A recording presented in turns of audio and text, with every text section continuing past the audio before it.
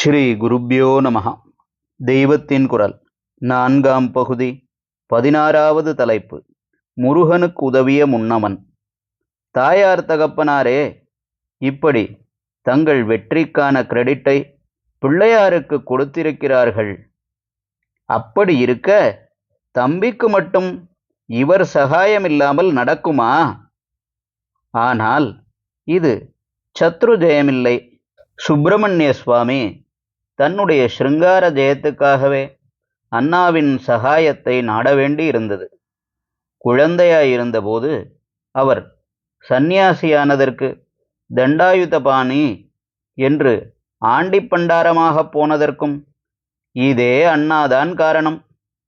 பழத்துக்காக உலகத்தை பிரதட்சிணம் பண்ண வேண்டும் என்று அண்ணா தம்பி ஓட்டப்பந்தயம் போனது தெரிந்த கதைதானே.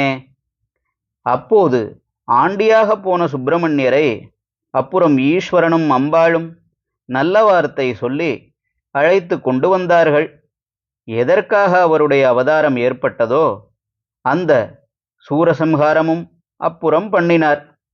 அதற்கப்புறம் இவருக்காகவே உருகி கொண்டிருந்த வள்ளியிடம் மாறுவேஷத்தில் வேடனாக விருத்தனாக போய் விளையாட்டு பண்ணினார். அவள் இவர் யாரென்று புரிந்து கொள்ளாமல் உதாசீனம் செய்தாள். அப்போது அவர் சுப்பிரமணியராக காட்சி கொடுத்திருந்தாலே போதும், அவள் உடனே அவரிடம் பிரேமை கொண்டிருப்பாள். ஆனால் அவர் அப்படி பண்ணாமல் தமையனின் பெருமையை உலகத்துக்கு தெரிவிக்க பண்ண இது ஒரு நல்ல சந்தர்ப்பம் என்று நினைத்தார். எடுத்த காரியத்துக்கு இடைஞ்சல் ஏற்பட்டால் பிள்ளையாரை பூஜித்தே அதை நிவிருத்தி செய்து கொள்ள வேண்டும் என்று ஜனங்கள் உணரும்படி பண்ண வேண்டுமென்று நினைத்தார். அதனால் உடனே மகாகணபதியை தியானம் பண்ணினார். தம்பி கூப்பிட்ட உடனே தமையனார் பெரிய மதயானை ரூபத்தில் ஓடி வந்து வள்ளியை துரத்து என்று துரத்தினார். திக்கு திசை புரியாமல் முருகா முருகா என்று ஓடின வள்ளி விருத்த ரூபத்தில் எதிர்ப்பட்ட அந்த முருகனையே முருகன் என்று தெரிந்து கொள்ளாவிட்டாலும் பயத்தினால் ஒரு குழந்தை அதன் தாத்தாவை கட்டிக்கொள்கிற மாதிரி அப்படியே இறுக பிடித்து கொண்டு விட்டாள். இதற்கு மேலும் விளையாடப்படாது, விநாயக பிரபாவத்தை வெளிப்படுத்தியாச்சு என்று சுப்பிரமணியரும் அப்போது தம்முடைய ஸ்வயரூபத்தை எடுத்துக்கொண்டு வள்ளியை சந்தோஷத்தில் ஆழ்த்தினார். அப்புறம் வள்ளி கல்யாணம் நடந்தது. கட்டை பிரம்மச்சாரியான கணேசமூர்த்தியே தம்பியின் காதல் கல்யாணத்துக்கு உதவி பண்ணியிருக்கிறார்.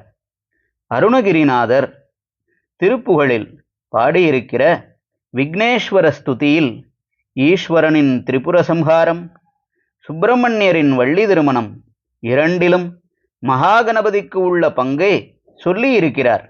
முப்புறம் எரி செய்த அச்சிவன் உரைரதம் அச்சது பொடி செய்த அதிதீரா அத்துயரது கொடு சுப்பிரமணிபடும் அப்புனமதனிடை இபமாகி அக்குற மகளுடன் அச்சிறு முருகனை அக்கன மனமருள் பெருமாளே. ஹரஹர சங்கர ஜெய ஜெயசங்கர. தெய்வத்தின் குரல் மேலும் ஒலிக்கும்.